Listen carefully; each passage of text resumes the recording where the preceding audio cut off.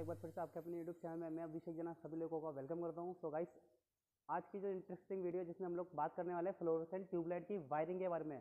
आप सभी के घर में ट्यूबलाइट जरूर होंगी, ठीक है। आजकल हालांकि एलईडी ट्यूबलाइट आ चुकी है, बट अभी भी कई घरों में इस्तेमाल की जाती है कौन सी लाइट? Fluorescent tubelight. तो जो आपके घरों में स्टार्टर और चौक वाली ट्यूबलाइट होती है गाइस, सबसे पहले तो ध्यान दें कि उसका एक्चुअल नाम क्या है, ठीक है। उस लाइट का एक्चुअल नाम है फ्लोरोसेंट लाइट, ठीक है। फ्लोरोसेंट ट्यूबलाइट उसका एक्चुअल में नाम होता है। अब उस ट्यूबलाइट की वर्किंग किस तरह से होती है और उसकी वायरिंग हम लोग किस तरह से कर सकते हैं, एज एन इलेक्ट्रिकल इंजीनियर आप लोगों को ट्यूबलाइट की वायरिंग करना आना चाहिए। यदि आपके घर में अगर ट्यूबलाइट में कोई फॉल्ट आ जाता है तो उसको चेक करना भी आना चाहिए। तो आज की वीडियो में हम लोग यही सारी बातें करने वाले हैं। बस आप लोगों को करना है कि पूरी वीडियो लास्ट तक देखनी है। और अगर आपने अभी तक हमारे चैनल सब्सक्राइब नहीं किया है तो गाइस जल्दी से चैनल को सब्सक्राइब कर ले, बेल आइकन पर क्लिक कर दे ताकि जब भी मेरी नई वीडियो है आप लोगों तक अपडेट सबसे पहले पहुंच सके। चलिए गाइस स्टार्ट करते हैं। फ्लोरोसेंट ट्यूबलाइट की वर्किंग देखते हैं और इसकी वायरिंग देखते हैं। तो देखिए सबसे पहले हमें एक चाहिए डंडा। ये हमारा ट्यूबलाइट का डंडा है। ये है आपका चौक, जैसे कि ब्लास्ट के नाम से भी जाना जाता है, और ये होता है आपका स्टार्टर। तीन मुख्य एलिमेंट होते हैं इसमें, डंडा, चौक और स्टार्टर। अब इन तीनों की वायरिंग किस तरह से करते हैं देख लीजिए। सबसे पहले देखिए यहाँ पे होता है फेज और एक होता है न्यूट्रल। तो फेज ध्यान रखिए, चौक है, जैसे कि चौक एक तरह से ट्रांसफार्मर का काम करती है। ध्यान रखिए सबसे पहले आता है चौक की बात करते हैं।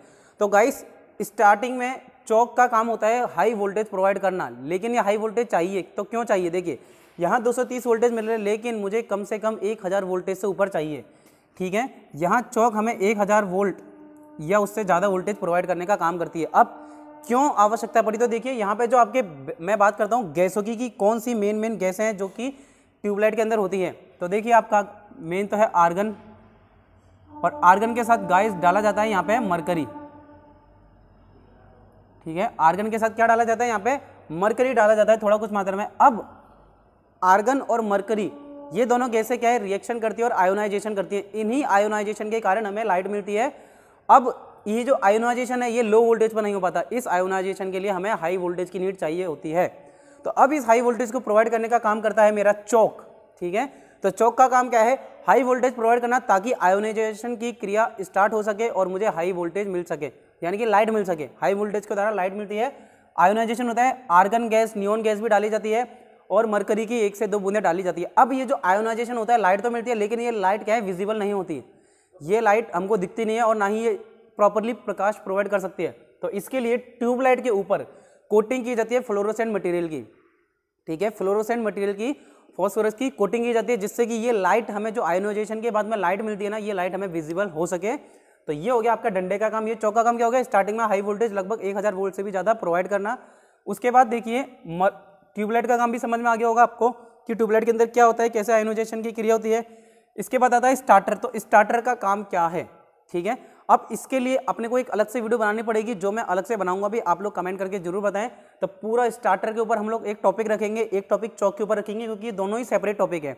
अभी की वीडियो में लोगों को सिर्फ वर्किंग देखनी है, मोटी मोटी वर्किंग ऊपर से, और हमें डायग्राम वायरिंग समझनी है। तो देखिए गाइस स्टार्टर में क्या होता है, एक्चुअली में 2 पत्तियां होती हैं, 2 बाईमेटलिक स्ट्रिप होती है, एक फिक्स और एक मूविंग, ठीक है। मैं मान लेता हूं कि ये है आपकी फिक्स और ये है मेरी मूविंग। तो जैसे ही हम लोग फेज देंगे तो फेज यहाँ से निकल के यहाँ जाएगा। अब स्टार्टिंग में लो वोल्टेज है तो ये अंदर तो जा ही नहीं जाता, आयोनाइजेशन होता ही नहीं है। फिर यहाँ से ऊपर जाता है तो फिक्स कॉन्टैक्ट के ऊपर और एक मूविंग कॉन्टैक्ट के ऊपर। तो क्या है, धीरे धीरे ये जब गर्म होने लगती है, जैसे ही करंट जाएगी, गर्म होगी तो ये झुक जाएगी, ये फिर टच हो जाती है। मान लीजिए ये इससे टच हो गई, शॉर्ट सर्किट की क्रिया होती है, और फिर आपको पता है शॉर्ट सर्किट में करंट तेज हो जाती है और वोल्टेज का मान घट जाता है। तो स्टार्टिंग में क्या है, इसलिए मेरी लाइट एकदम से स्टार्ट नहीं हो पाती। फिर जैसे ही थोड़ी देर बाद ये ठंडी होगी, जैसे ही थोड़ी देर बाद ये क्या होगा, ठंडा होगा, तो दोबारा से हटेगा। अब शॉर्ट सर्किट से जैसे ही हटा तो करंट एकदम से जीरो होने लगेगी, करंट की वैल्यू एकदम से कम होने लगेगी, और जो आपका वोल्टेज है वो एकदम से बढ़ेगा, ठीक है। करंट जैसे एकदम से कम हुई तो पावर को मेंटेन करने के लिए आप लोगों को पता है कि W इजिकल टू होता है गाइस VI। मान लीजिए अगर मेरा 40 वाट की ट्यूबलाइट है, ठीक है, 40 वाट की ट्यूबलाइट है, वोल्टेज में मान रहा था कि मेरा 200 है, और करंट कितनी होनी चाहिए? अब अगर ये 200 है तो यहाँ पे देखिए करंट की वैल्यू कितनी होनी चाहिए, लगभग होनी चाहिए 1/5, ठीक है, 1/5 यानी कि 0.2 ओम की करंट होनी चाहिए। अब यदि क्या होगा गाइस, देखिए ये मैं कह रहा हूँ कि मेरा करंट थी अभी 1/5, ये इतनी करंट थी ज़्यादा, लेकिन एकदम से क्या हो, करंट की वैल्यू कम हो गई। मान लेता हूँ कि मैं 1/10 हो गई, 1/20 हो गई। अब 1/20 हो गई, अब यहाँ देखिए 200 ही है। अब अगर ये 200 ही रहेगा तो ये देखिए कितना हो गया, 10 वाट ही रहा। तो इसको क्या होना पड़ेगा गाइस, डबल होना पड़ेगा, यानी कि 800 वाट। देखिए 800 वोल्ट, जब 800 वोल्ट होगा तभी तो 40 वोल्ट प्रोवाइड हो पाएगा मुझे।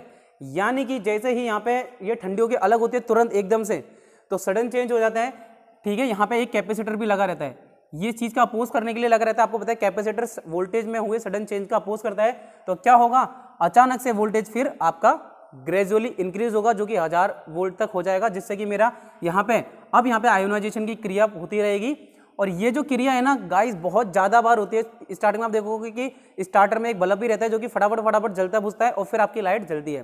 तो ये क्रिया तब तक होगी, देखिए वो जो है ना जलने बुझने का काम तब तक होगा जब तक कि आयोनाइजेशन की क्रिया ना हो जाए। जैसे ही आयोनाइजेशन की प्रक्रिया पूरी हो जाती है तो ये काम खत्म हो जाता है, इसको अपन बाहर निकाल सकते हैं। ये सारी बातें हम करेंगे नेक्स्ट वीडियो में जब भी हम बनाएंगे। तो ये सारी प्रक्रिया खत्म होने के बाद इसका काम खत्म हो जाता है। आप चाहें तो स्टार्टर को सर्किट से निकाल भी सकते हैं, लेकिन चौक कंटिन्यूसली लगी रहती है।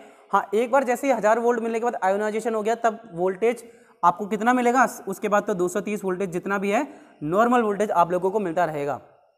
तो ये था हर एक पार्ट की नॉर्मल, मैंने आपको ब्रीफ में वर्किंग समझा दी है। अब देखिए वायरिंग क्या है। फेज वायरिंग सबसे पहले जाएगी चौक के, तो चौक के पहले पॉइंट में, फिर चौक का जो दूसरा पॉइंट है वो ट्यूबलाइट के पहले पॉइंट में जाएगा। ध्यान रखें, अब जो ट्यूबलाइट का पहला पॉइंट है, ध्यान रखना, चौक का पहला पॉइंट यहाँ गया और न्यूट्रल को नीचे वाले पॉइंट में दे दो, और ट्यूबलाइट के जो ऊपर वाले दोनों पॉइंट स्टार्टर में जाएंगे। ध्यान रखें, ट्यूबलाइट के ऐसा नहीं कि एक पॉइंट यहाँ से और एक पॉइंट यहाँ से दे दिया, ट्यूबलाइट के जो डंडे के दोनों ऊपर वाले पॉइंट है वो आपके सीधे स्टार्टर पे कनेक्ट हो जाएंगे। नीचे वाले दोनों, एक तो चौक के पॉइंट पे और एक न्यूट्रल का, और चौक का दूसरा पॉइंट फेस पे कनेक्ट कर देंगे। इस तरह से आप अपने घर बैठ के ट्यूबलाइट की वायरिंग कर सकते हैं। इसका प्रैक्टिकल भी हम लोग आपको जरूर दिखाएंगे बाद वाली वीडियोस में। बस आपको क्या करना है, ज़्यादा से ज़्यादा कमेंट करनी है, वीडियो कैसी लगती है, क्या आप लोगों को हम जो समझाना चाह रहे हैं वो समझ आ रहा है नहीं आ रहा है, ये सारी बातें आप लोगों को हमें कमेंट करके जरूर बताएं।